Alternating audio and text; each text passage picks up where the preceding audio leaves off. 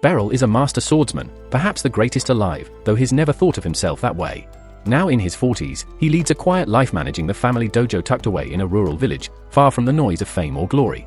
One morning, while he's practicing in the yard like always, his father watches with a sigh, wishing aloud for grandchildren to brighten up the place. It's been a long time since Beryl inherited the dojo, but when it comes to his love life, nothing has really changed. He's just as unattached now as he was then.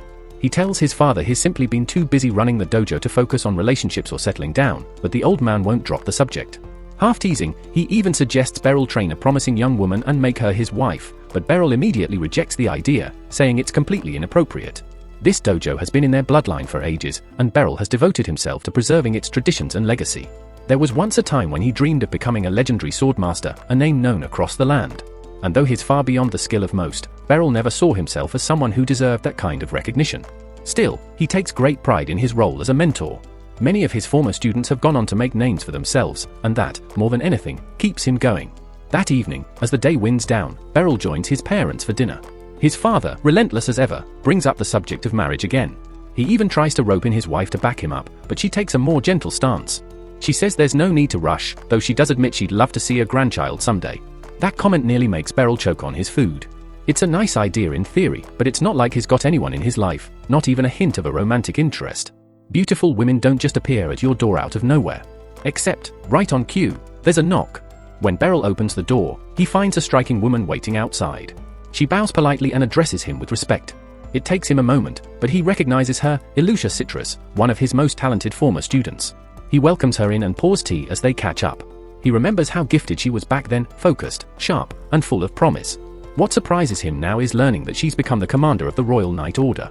Naturally, he asks what brings her all the way out here. Aluchia explains that as commander, she's responsible for overseeing new recruit training. After considering her options, she decided to recommend Beryl for the role of sword instructor. And not just a casual suggestion, her endorsement was approved as an official imperial decree. That's why she came in person to deliver the news.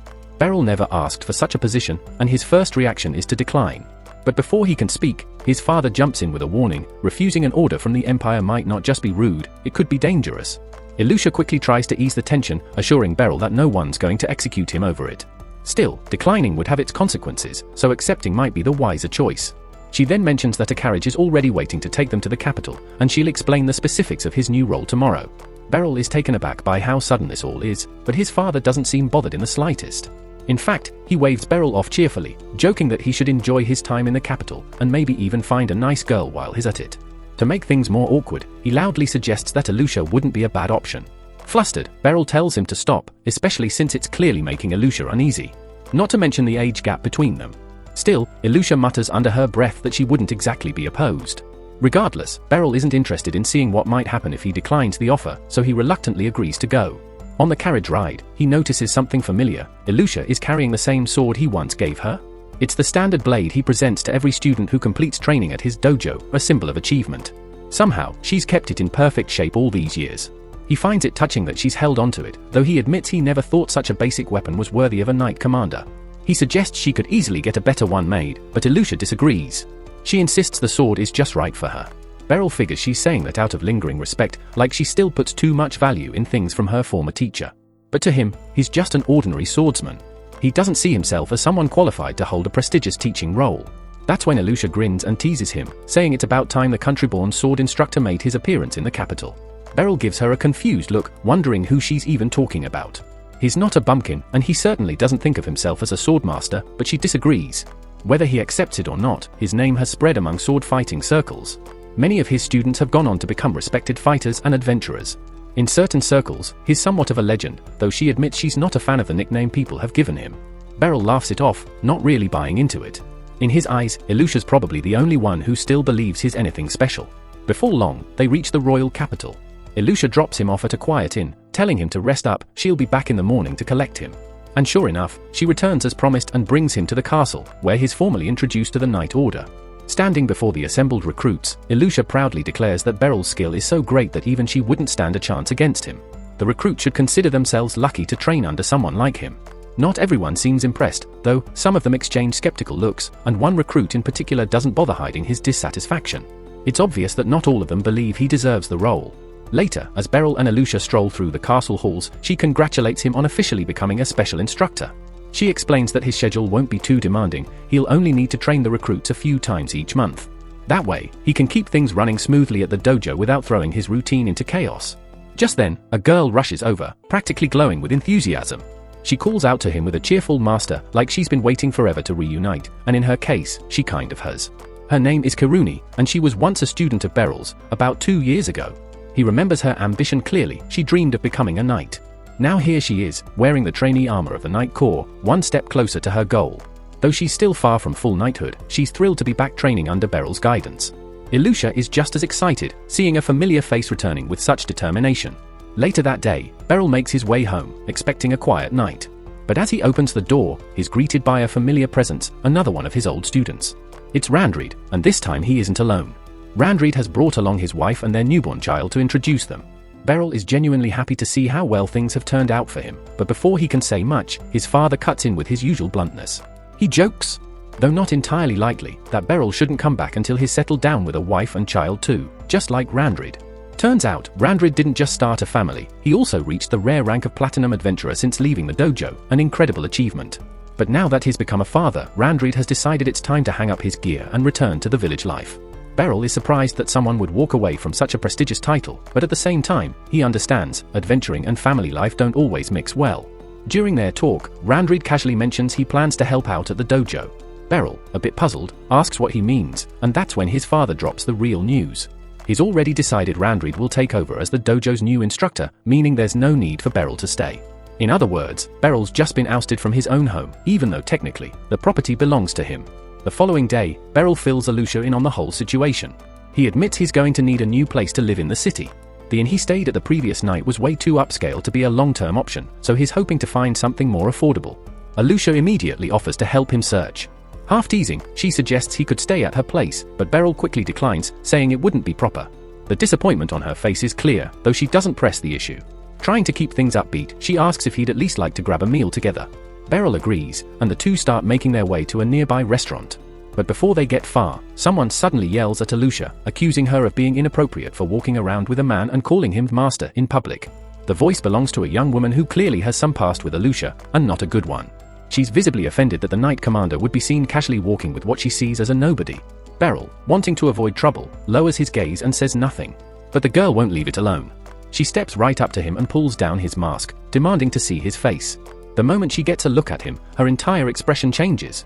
She calls him master, too. Beryl, caught off guard, doesn't recognize her at first.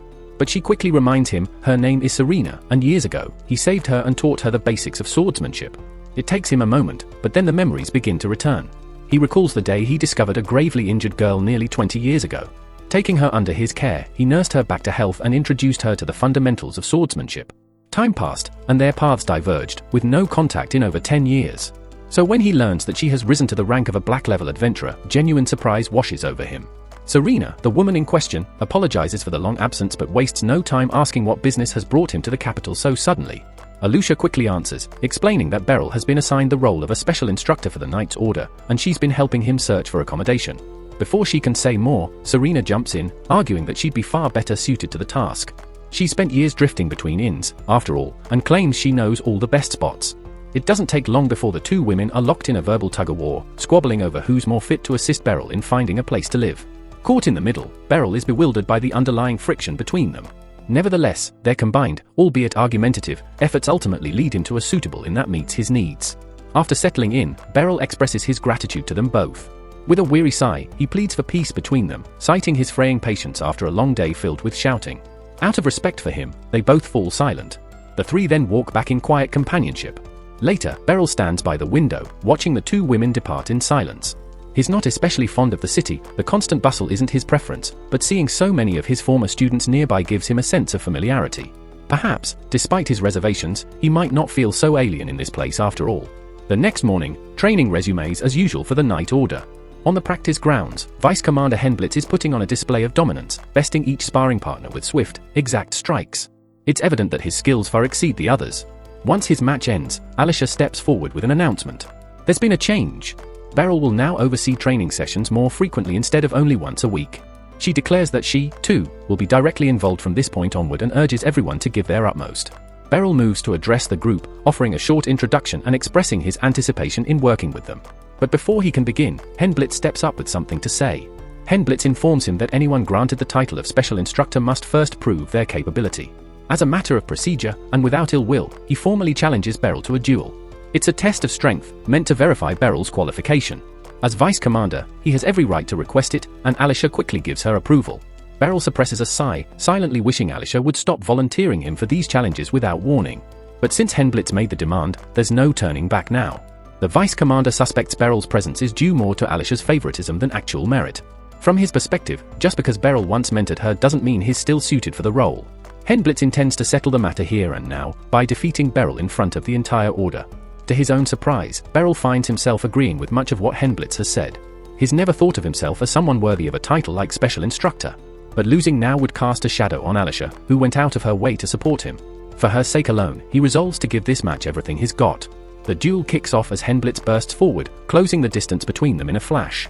Beryl brings up his blade, meeting the furious flurry of attacks with calm precision.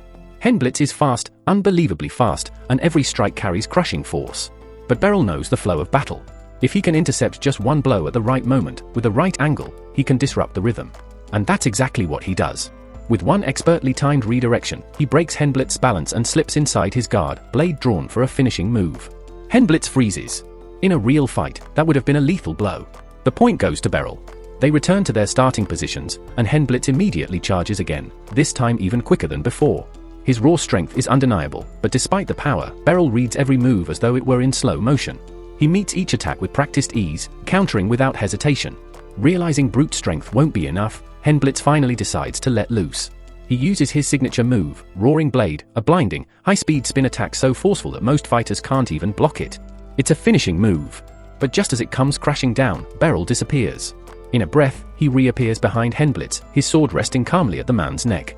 That's it. Match over. Beryl wins. Henblitz doesn't look angry, just amazed. He concedes with grace and apologizes for underestimating him. Later that evening, he throws a small party to formally welcome Beryl as the knight's new instructor. Even as the celebration winds down, Henblitz can't stop wondering, how did Beryl counter that technique? When he finally asks, Beryl humbly explains he moved with a spin, letting the momentum guide him to Henblitz's blind spot. Pulling that off, though, takes flawless timing and instincts honed by experience. Henblitz chuckles, impressed by how simple Beryl makes it sound. Regardless, he's excited to learn under someone like that, and the rest of the recruits feel the same way. About a week later, two knights are sparring on the training field when Beryl strolls over to offer some advice. He's been watching them for a while and points out an issue with their spacing. He shows how overfocusing on your opponent's weapon can leave you open, giving them a chance to step in before you react. It might sound minor, but in real combat, half a step could be the difference between life and death. To Beryl, it's just a helpful tip, but the way the knights look at him, you'd think he'd revealed a sacred truth. Ever since the duel, they've treated every word from him like it's gospel. Truthfully, Beryl couldn't complain, training had been a lot smoother lately. Once the session wrapped up, he sat down to cool off. Henblitz approached him and passed over a towel. Beryl accepted it with a nod, wiping away the sweat. Not long after, Kiruti wandered over and casually asked if he had plans after this. He hadn't really thought about it, and his nonchalant answer was all she needed.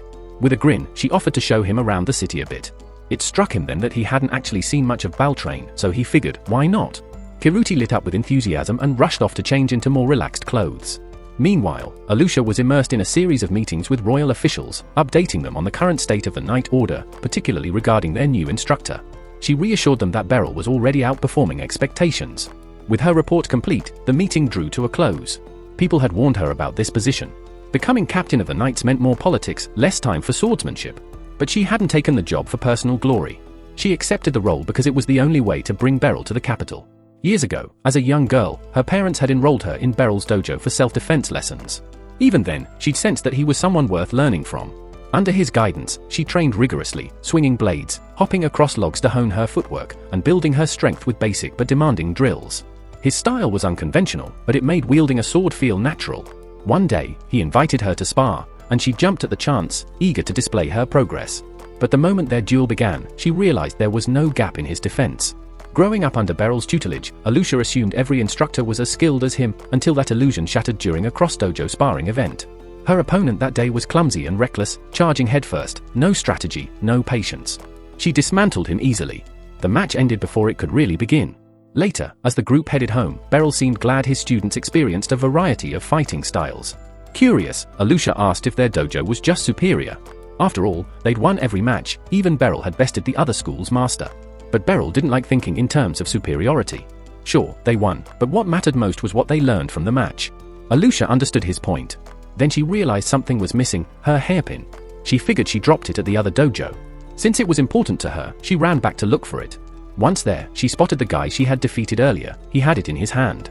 For a moment, she thought he'd return it without a fuss. But of course, it wasn't that simple. Instead, he tossed it inside the dojo and said if she wanted it back, she'd have to fight everyone there. He might have lost one-on-one, but now he had backup, and he was sure the odds were in his favor. Given how poorly trained those boys were, Aluchia could have easily taken them down herself. But she remembered Beryl's teachings. He wouldn't want her using her skills to fight out of ego. So instead, she planted her feet, ready to take the blow rather than retaliate. Just before the sword could strike her, Beryl stepped in and took the hit in her place. The attack didn't do much to him, though he flinched slightly. Locking eyes with the boys, he asked calmly, "Is this really the kind of swordsman you aim to become?" One of them, still not understanding how foolish he was being, tried to strike Beryl again, this time aiming for his head. But Beryl ducked with ease, and in a swift, fluid motion, disarmed him. Before the rest could react, Beryl was already intercepting their attacks, deflecting each one with precision and restraint. Before the situation could escalate any further, the dojo master burst into the room. Having heard the uproar, he arrived as quickly as he could. The shame on his face said everything. Kneeling before Beryl, he offered a heartfelt apology, vowing that nothing like this would ever happen again under his watch. On the walk back, Beryl and Aluchia walked side by side. He admitted that he had a bad feeling when she returned for her hairpin, so he followed just in case. Aluchia felt guilty that Beryl took a hit for her, but he reassured her it was nothing serious. She hadn't done anything wrong, and he didn't want her blaming herself. If anything, he held himself responsible for letting her face a risky situation without someone there to guide her. Years passed, and now Aluchia was sparring with Beryl again. His skill hadn't diminished in the slightest. But this time, she was able to keep up with him, and for the first time, she managed to land a solid strike. Beryl was sincerely impressed by her progress. He told her she was ready. It was time for her to graduate. With pride, he handed her the ceremonial sword that marked her completion of the dojo's training. By then, Aluchia had realized Beryl was completely unaware of how extraordinary he truly was. She didn't want to leave, not because she wasn't ready, but because she felt there was still more to learn from him. Yet, she didn't want to argue or burden him with hesitation. So instead, she made a quiet vow. She would prove to the world that Beryl's teachings were unmatched. That's why she joined the Knight's Order and took the entrance trials. As she expected, no one there could rival the training she had received. Even the examiners found themselves pushed to their limits trying to keep up with her. If they struggled, then they wouldn't have stood a chance against Beryl. His speed, his instinct, his ability to read an opponent before they moved, it was on another level. To Aluchia, there was no doubt Beryl was the greatest swordsman alive. But the man himself had no idea. And knowing his nature, he would have been perfectly fine living quietly, without fame or recognition. Aluchia, however, refused to let his legacy fade into obscurity. Gradually, she rose through the ranks of the Knight Order, gaining power and respect, driven by one purpose, ensuring the world saw Beryl's brilliance. A full 10 years had passed since she'd last trained under him, and during that time, he'd only grown more extraordinary. Deep down, she still feels a twinge of guilt for assigning him the role of special instructor without consulting him first, but honestly, it was the only way to pull him out of that quiet village and let others witness what she had always known. At the training arena, Aluchia approaches Hemblitz to ask how Beryl's session went. Hemblitz beams and says it was incredible. Every trainee walked away with something meaningful. Aluchia then scans the area, but Beryl is nowhere to be seen, so she asks if he's already left. Hemblitz casually mentions that Kiruni invited Beryl to take a stroll through town. The moment Aluchia hears that, a sharp pang of envy hits her. Kiruni had basically asked him on a casual outing, and now Aluchia wishes she'd had the same idea first. Elsewhere, Kiruni is guiding Beryl through the bustling city streets, eagerly pointing out hidden gems and local favorites. Beryl is quietly amazed. Compared to the calm rhythm of his home village, this place overflows with energy. Still, he's puzzled when they head toward the Western District. He assumed the notable landmarks, like the Palace and Grand Cathedral, were up north. Kiruni acknowledges that he's right, but explains that after living here so long, those iconic places lose their appeal. You pass them every day, and they stop feeling unique. Beryl nods, though he admits he had been hoping to see them since it was something he'd been curious about. While they walk through the crowded market, Beryl suddenly hears someone call his name. He turns to see a young woman approaching, happily addressing him as master. Clearly, she trained under him at some point, but for the life of him, he can't recall who she is. She seems to know Kiruni well too, but that doesn't jog his memory. Disappointed, the woman gestures toward the sword at her hip, offering a clue. She's one of his former students. Beryl thinks hard, then it hits him. Her name is Fee Sale. She had trained at the same dojo as Kiruni years ago. Back then, she looked so different, it's no wonder he didn't recognize her immediately. It's been 5 years since they last met, and time has clearly transformed her. Judging by her uniform, she's done well, now serving as a high-ranking officer in the capital's magic corps. Beryl is proud, though caught off guard, he doesn't remember ever teaching her anything related to magic. This new path of hers is a surprise. Kiruni asks if Fissel's running errands, and she says she's here to pick up some magical equipment. Beryl looks puzzled at the term, so Fisel shows him a device and explains that it's designed to let nearly anyone perform magic. She, of course, doesn't need them, her magical skills are already top tier. Beryl is stunned to hear that. He always knew she had talent, but this level of mastery surprises him. Then again, as a member of the Magic Corps, it does make perfect sense. A sudden commotion breaks the street's calm. A woman shouts, her purse has been snatched. Beryl instinctively readies himself to intervene, but before he can make a move, Fisel steps forward with calm confidence. With practiced ease, she draws her sword, infuses it with a surge of magical energy, and releases a sharp arc of force. The energy catches the thief's legs, tripping him hard onto the pavement. Before he can recover, Kirini descends on him like a shadow and pins him down with professional precision. Beryl watches the scene unfold, quietly impressed. The efficiency of their teamwork stands out, but it's Fissel's magic-infused swordplay that truly catches his attention. It's unlike anything he's seen before. She later tells him that she channels her magic into the blade for enhanced close combat, and thanks him sincerely. His sword training helped her adapt her spells for melee efficiency. Beryl feels a warm pride knowing one of his former students turned that foundation into something remarkable. The following morning, Beryl rises early for a peaceful stroll, a habit he's picked up since staying near Ashton Hall. As he walks through the awakening city, someone unexpectedly calls out his name. He turns to find a small girl standing nearby, staring straight at him. Assuming she's lost, Beryl bends down and gently asks if she needs help finding her parents. To his surprise, she snaps at him for treating her like a child. She boldly claims she's the commander of the Magic Corps. Beryl assumes she's just playing pretend, maybe caught up in some fantasy. He chuckles softly, but the girl's glare sharpens. With a flick of her finger, she conjures an enormous fireball, holding it effortlessly in the air. Beryl's amusement fades. No ordinary child could pull off something like that. She introduces herself, Lucy. Despite her youthful appearance, she insists she's far older than Beryl and doesn't take kindly to being mistaken for a kid. Apparently, Fisel had spoken highly of him, almost like a legendary mentor, and that piqued Lucy's interest enough to seek him out. She's clearly impressed by what Fisel became under his tutelage and wants to size him up. Beryl brushes off the praise, crediting Fissel's growth to her own dedication and not his involvement. Still, out of courtesy, he continues walking with Lucy. Eventually, she steers him into an open plaza, a telltale sign for any experienced adventurer. She mentions that she trains daily but rarely finds worthy sparring partners.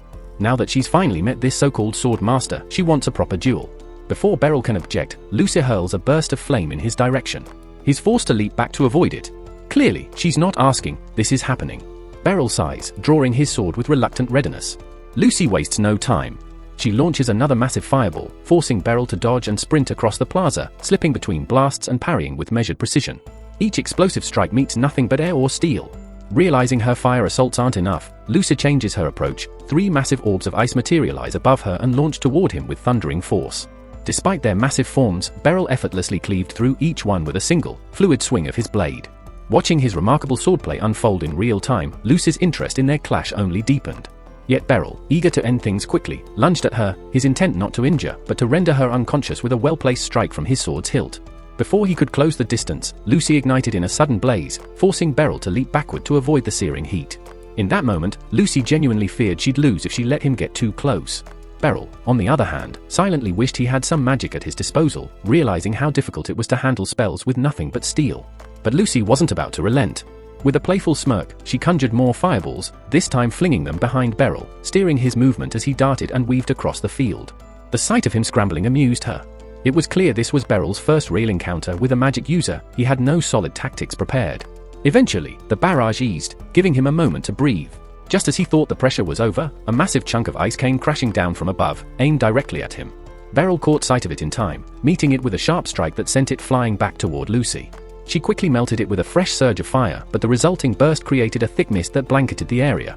Seizing the moment, Beryl surged forward through the fog to land a critical hit, but was knocked away by a sudden blast of lightning from Lucy. Neither had yet landed a decisive blow, and Lucy's frustration was beginning to show. She hadn't expected such a drawn-out battle. Realizing it was time to finish this, she paused, and Beryl, sensing an opening, started forward. But he froze mid-stride when Lucy summoned a swirling void of dark energy. Beryl didn't know exactly what it was, but instinct warned him not to approach. He stood still, keeping his guard up. After a tense silence, Lucy let out a breath and dispelled the ominous magic. Seeing Beryl remain calm despite such a threatening spell made her realize the fight was unnecessary. With a sheepish tone, she admitted she'd gone overboard and offered to end the duel. Beryl, now visibly relieved, accepted her apology. Facing someone like Lucy had been exhausting. His curiosity got the better of him, though, and he asked what the spell would have done had she unleashed it. With a casual shrug, Lucy explained that it might have torn his body apart. Still, she now understood why Sale held Beryl in such high regard. Most people would have collapsed in fear just from seeing it. It was rare for her to meet a swordsman who could remain so composed under pressure. Feeling genuinely sorry for dragging him into such a difficult encounter, she invited him to visit the Magic Institute sometime soon, promising to make it up to him personally. That afternoon, Beryl returned to his routine, once again guiding the students through their training sessions at the hall. During his break, Beryl happened to run into Sale in the hallway, who had come to deliver some healing potions from the Magic Institute. She offered one to Beryl, apologizing for Lucy's earlier behavior. Beryl hesitated, knowing how expensive healing potions could be, but Sale reassured him it was on the house. Beryl admitted that, up until now, he had almost convinced himself that Lucy was just a normal young girl. Sale laughed and explained that Lucy used magic to maintain her youthful appearance, and her true age was a mystery. Despite this, Beryl couldn't help but be amazed by how someone so small could wield such power. He confessed that he genuinely feared for his life during their duel and had no intention of facing another wizard anytime soon. Sale, however, assured him that Lucy was an exceptional case. Most wizards couldn't cast spells as quickly or continuously as she could. Sale was confident that Beryl could easily hold his own against the average wizard. At that moment, Aluchia arrived and interrupted their conversation, informing Beryl that he had a special request waiting for him. Curious, Beryl followed her to another room, where they found Serena. She explained that the Adventurers Guild had specifically asked Beryl to oversee special training sessions for the newest adventurers, preparing them for their first dungeon exploration. The mention of rookie adventurers reminded Beryl of his own youthful aspirations. Once, he had dreamed of becoming an adventurer, eager to discover the treasures hidden in dungeons. But that dream had ended quickly when he was soundly defeated by monsters on his first day and ran back home with his pride shattered. He shared his concerns with Serena and Aluchia, pointing out how dangerous adventuring was. But that was exactly why they wanted him to handle the training. They assured him that all the preparations had already been made, and the task would not interfere with his current duties as a special instructor. In other words, there was nothing stopping him from accepting. Ultimately, the decision was his, so Serena suggested he meet with the guildmaster to discuss the job. The Adventurers Guild was nearby, so she led Beryl there immediately. When they entered the guildmaster's office, Beryl was surprised to find Lucy sitting on the couch, waiting for him as if it was completely normal. Apparently, she had heard about the job offer, and since she was close with the guildmaster, she rushed over to meet him again. A moment later, the guildmaster, Nidus, greeted Beryl warmly. After hearing so many positive things about Beryl from both Serena and Lucy, Nidus was certain they had found the perfect candidate. Beryl tried to remind him that he hadn't agreed to take the job yet, but Nidus cheerfully ignored his objections. Nidus gestured to his assistant Megan, instructing Beryl to speak with him about the details of the position. However, before they could go any further, Megan asked Beryl if he had any previous experience as an adventurer. Beryl's honest no to Megan's question left her uncertain about his qualifications to teach new adventurers. Beryl secretly hoped her skepticism would give him an excuse to turn down the offer, but it only riled up Serena and Lucy, who had strongly supported him. Megan calmly clarified that she wasn't questioning Beryl's reputation out of disrespect, but out of concern for the safety of the adventurers, especially since strange monster activity had been reported. Magnus, understanding Megan's point, asked what Beryl would need to do to prove his worth. Megan suggested that if Beryl could defeat Serena in a duel, she would recognize his qualifications. Serena eagerly agreed, leaving Beryl with no way to back out. With the decision made, Nidus set up the duel immediately. Soon, the training grounds were filled with a lively crowd, eager to see the renowned Serena in action and curious about her opponent. Serena, thrilled at the chance to spar with her mentor, stood ready, excited for the challenge. Serena's past was a painful one. When she was young, her family was traveling with a merchant caravan. Tragedy struck when the caravan was ambushed by a monstrous beast that destroyed their carriage. In a desperate attempt to save her, Serena's parents threw her off a cliff, leaving her as the sole survivor. When Serena regained consciousness, the first face she saw was Beryl's. He took her to his home, where he tended to her injuries. Once she was stable, he gently asked about her background, but Serena broke down when the topic of her parents came up. Seeing her distress, Beryl reassured her to rest and not worry about it. With nowhere else to go, Beryl turned to his parents for help. They welcomed Serena into their home, agreeing to care for her until a permanent solution could be found. Over time, Serena became part of the family. Initially shy and withdrawn, she found comfort in Beryl's presence. One day, Beryl was training with his sword outside when he noticed Serena watching him. He invited her to join him, hoping it might help her open up.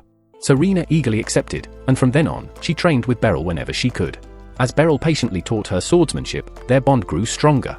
Soon, Serena was so committed to her training that she would often arrive early, sword in hand, ready for the day's lessons. Beryl, pleased with her dedication, welcomed her into his class, happy to see how much she had grown. Serena had found a new family in Beryl, and she would have been content to stay by his side forever. Years passed, and Serena had grown into a skilled, gold-ranked adventurer. The path that led her here started long ago when a family came forward to adopt her. Although Beryl and his parents agreed that it was best for her future, Serena didn't want to leave, torn between her desire to stay and her sense of not wanting to burden Beryl. With a heavy heart, she left, thanking him for everything.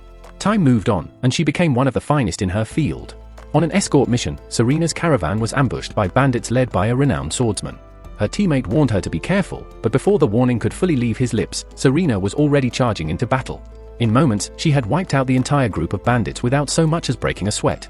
She had two motivations for becoming an adventurer. One was to ensure that no one had to suffer the same fate she had, and the other was to honor Beryl's teachings by putting her newfound skills to use. And now, after 2 decades, she had the chance to face her old mentor in a duel, eager to show him how far she had come. Though Beryl wasn't thrilled about the duel, the gleam of excitement in Serena's eyes couldn't be ignored. As her former master, he knew it was his responsibility to give her a fight that would make a lasting impression. The duel began, and Serena rushed in, her swords flashing in a flurry of swift, precise strikes. Her speed was impressive, but Beryl kept up with each move, blocking or dodging every attack without effort, leaving her unable to land a hit. Serena's enthusiasm only grew as they clashed, savoring the challenge of fighting someone who wasn't holding back. Beryl, on the other hand, couldn't help but feel proud. Serena had clearly dedicated herself to honing her skills over the years, and it was evident in her refined technique. But there was still something in her form that wasn't quite right, a slight stiffness in the way she swung her left hand. It was subtle, but enough for him to exploit. With pinpoint precision, Beryl disarmed her in a fluid motion, sending her sword flying from her grip. Serena tried to respond with a quick strike from her other sword, but Beryl was faster. He swept her legs from under her, leaving her flat on the ground, his blade hovering just above her neck. The duel was over. The audience erupted into applause, and Mijin approached Beryl, apologizing for ever doubting his abilities. Beryl waved it off, understanding the skepticism of someone who had never seen their teacher in action before. With newfound respect, Mijin offered Beryl a position as the guild's special instructor, which Beryl accepted. The very next morning, Beryl found himself standing at the entrance of a dungeon with his new students, Porter, Midri, and Sarlacats. As they ventured in, Sarlacat's magical watch began to glow, signaling the presence of 6 monsters ahead. The students readied themselves for battle, and while Beryl and Serena stood back, watching over them, the 3 adventurers quickly engaged the goblins. Their teamwork was flawless, and the monsters were defeated swiftly. Deeper into the dungeon, everything continued smoothly, and soon they had explored every corner without any major incidents. However, as they made their way back to the entrance, Beryl felt an unsettling sensation. Something wasn't quite right. There seemed to be fewer monsters than he had anticipated. As Porter moved toward the dungeon's exit, his magic watch suddenly shattered with a violent crack, signaling the presence of a force far beyond its detection limits. Beryl's urgent shout to warn Porter came too late. An unseen threat grabbed him, inflicting severe wounds while leaving him barely clinging to life. Beryl and Serena knew they couldn't help Porter immediately. They had to deal with the powerful creature first, and that wouldn't be easy. Before them stood a Xenograbil, a legendary monster infamous for its terrifying strength. Even the most experienced adventurers would struggle to survive a confrontation with one, yet there was no choice but to fight. Beryl and Serena steeled themselves for the battle ahead. Beryl couldn't help but regret taking on this assignment, but at least Serena was here with him. As a black-ranked adventurer, she was more than capable of handling the Griffin, or so he hoped. While she took care of that, Beryl intended to rush to Porter's aid. However, before he could even grab a healing potion, Serena, thinking the same thing, gave him a quick high five and declared that she would handle Porter. Beryl didn't even have time to protest before the Griffin lunged at him, forcing him to dodge with lightning reflexes, leaving him no choice but to fight. The Griffin's claws swiped at him with frightening speed, but Beryl managed to deflect the blows with his sword. Seizing an opening, he aimed for the Griffin's legs, only to find the creature's scales nearly impenetrable. His strike had no effect. Now stuck on the defensive, Beryl's thoughts turned to how long he could hold out until Serena secured Porter's safety. But when he glanced back to check on her, he momentarily dropped his guard, narrowly avoiding the Griffin's claws. His heart raced as he fought to recover from the close call, but he was badly wounded. Beryl knew he needed a strategy, or he wouldn't last much longer. Normally, he would aim for the monster's head, but with its fire-breathing abilities, that wasn't an option. Instead, he decided to try flanking the creature, only for the Griffin to spot him and counter with a vicious tail swing. Quick to react, Beryl severed the Griffin's tail in one swift motion. The Griffin, enraged, retaliated by launching a massive fireball at him. Barely dodging it, Beryl had hoped the Griffin would become disoriented after losing its tail, but to his surprise, it charged straight at him. The Griffin crashed into Beryl with bone-shattering force. Though the impact sent waves of pain through him, he remained on his feet, using the moment to reposition and brace himself for the creature's next attack. But that proved even harder than expected. The Griffin suddenly took flight, with Beryl clinging to its back as it soared upward. A fall from this height would be certain death, and the griffin's struggle only made Beryl hold on tighter. The griffin's fury intensified, and when it finally descended, Beryl managed to leap off. But the creature wasn't done. It used its magic to heat the ground beneath it, turning the earth into molten lava. Beryl scrambled onto a nearby rock, doing his best to avoid being burned alive as the battle raged on. But Beryl isn't the only one in danger. The lava is quickly approaching the caves, and the young children trapped inside will be burned alive in mere moments. Hearing their cries for help, Beryl casts aside his own safety and dashes toward the danger. His boots provide some protection against the scorching ground, allowing him to move swiftly. He clashes with the griffin once more, but the creature's armor-like hide is still tough, and Beryl struggles to land a significant blow. The griffin retaliates by hurling another barrage of fireballs, forcing Beryl to desperately dodge and weave across the molten landscape. One explosion sends him flying, but he uses the momentum to his advantage, plunging his sword deep into the griffin's eye while airborne. The beast shrieks in pain, thrashing violently in an attempt to shake him off. The silver lining? The griffin is now partially blind with Beryl's sword embedded in its eye. The downside, however, is that Beryl is left without a weapon, defenseless against the maddened creature, which seems ready to tear him apart. Just as all hope seems lost, the griffin looks up, and from above, Serena swoops down. With lightning speed, she crashes into the griffin, sending it slamming to the ground. Before the monster can recover, Serena moves quickly, slicing its throat cleanly and ending the fight. She notices Beryl's broken sword still lodged in the griffin's ruined eye and immediately apologizes, feeling guilty for not having been there sooner. Beryl brushes off her apology, telling her that the children's safety is the priority right now. As if on cue, the kids emerge from the cave, mostly unharmed except for some minor burns. The group breathes a collective sigh of relief and heads back to the Adventurers Guild to report what happened. The Guildmaster is stunned upon hearing that they defeated a named monster. Serena quickly gives credit to Beryl, admitting that if he hadn't supported her, she might not have made it through the battle. Beryl tries to downplay it, reminding her that she delivered the final blow, but Serena refuses to take any credit. The Guildmaster, deeply impressed by their achievement, promises to repay Beryl one day for his efforts. For now, though, he extends an invitation to Beryl to join the Adventurers Guild as a full-fledged member. However, Beryl declines the offer without hesitation. Outside, Serena apologizes once again, admitting that Beryl only got dragged into the situation because she had been boasting about his strength. Beryl reassures her that it doesn't bother him, though he still feels unworthy of all the praise he's receiving. Serena insists that he truly was incredible in the fight, and she's thankful for the chance to fight alongside him. Beryl thanks her as well, acknowledging that her decisions were perfect, and it was her judgment that saved everyone. Serena humbly downplays it, but Beryl insists that she's grown into a fantastic adventurer and deserves all the recognition. The next morning, Beryl wakes up early, determined to fix his broken sword. However, since he's still unfamiliar with the capital's layout, he asks Kiruni if she can guide him to a blacksmith. He thanks her for stepping in to help on such short notice, but Kiruni casually mentions that she was already planning to visit the blacksmith, so it's no inconvenience at all. Aluchia, of course, decides to come along as well, though not out of jealousy. She claims it's simply because choosing a sword is a serious decision and she wants to assist Beryl in picking wisely. Deep down, however, she knows she's missed so many opportunities to spend time with him, and she can't afford to let this one slip by. Eventually, they arrive at the blacksmith shop, where the owner, Balder, steps outside to greet Kiruni. But when his gaze lands on Beryl, he freezes, clearly stunned. It turns out that Balder was once one of Beryl's students. Despite being older than Beryl at the time, he had trained under him, believing that mastering swordsmanship would enhance his skills as a blacksmith. And judging by the impressive workshop he's built, it's clear that Balder's commitment paid off. With the group gathered, Balder asks what they need help with.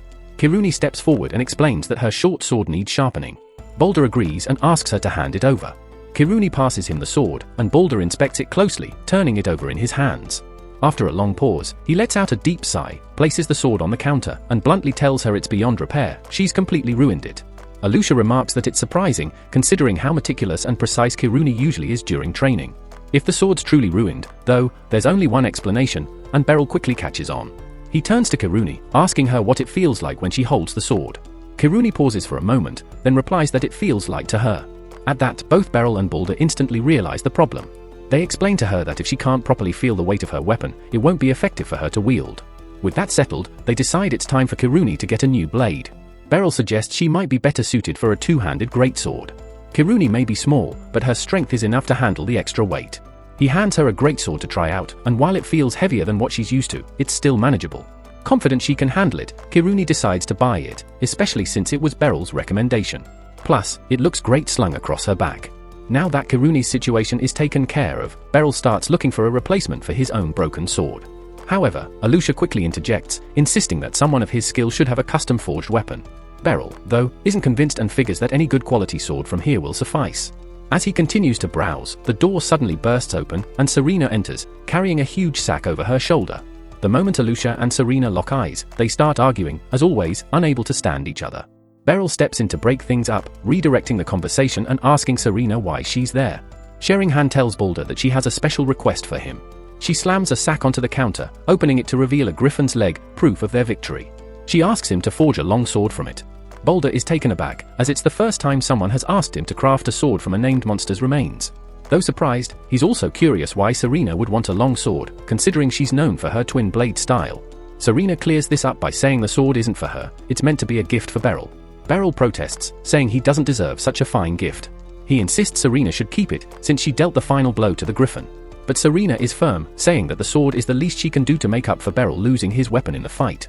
Balder chimes in, urging Beryl to just accept the gift, not because he's backing Serena, but because he's thrilled at the idea of crafting a legendary sword from rare materials. Reluctantly, Beryl agrees, though he tells Balder to keep it simple and avoid anything outlandish. Balder solemnly promises that the sword will be practical, but the gleam in his eye suggests otherwise. Balder estimates it will take a week to finish, and Beryl is fine with that. With errands done, Beryl suggests leaving, but Kiruni steps forward with a request. The scene shifts to the dojo, where Kiruni, holding a wooden replica of a greatsword, asks Beryl for private training. Beryl explains that the greatsword has two main advantages: its ability to deliver devastating strikes with wide, lateral swings and its enhanced control when gripped by the ricasso. As Kiruni practices, she recalls her old training under Beryl, memories of perfecting basic forms with him at her side. Later, Beryl is walking home alone when a child approaches him. She tries to steal his wallet, but he catches her wrist before she can get away. In retaliation, the girl blasts him with fire magic, forcing Beryl to release her. She escapes into the night, heading to a dilapidated building filled with rough men gambling and drinking. She tosses a small pile of stolen money onto a table, but the men complain about her haul. Their leader silences them, warning that MUI knows better than to slack off, as she understands the consequences. MUI remains expressionless, knowing all too well how brutal her boss can be. But then she realizes something's wrong, she's lost something important. In her haste to escape, she dropped a ring. Beryl now holds it in his hand, unknowingly making his way toward an important discovery. End of episode. Don't forget to subscribe if you don't want to miss what happens next.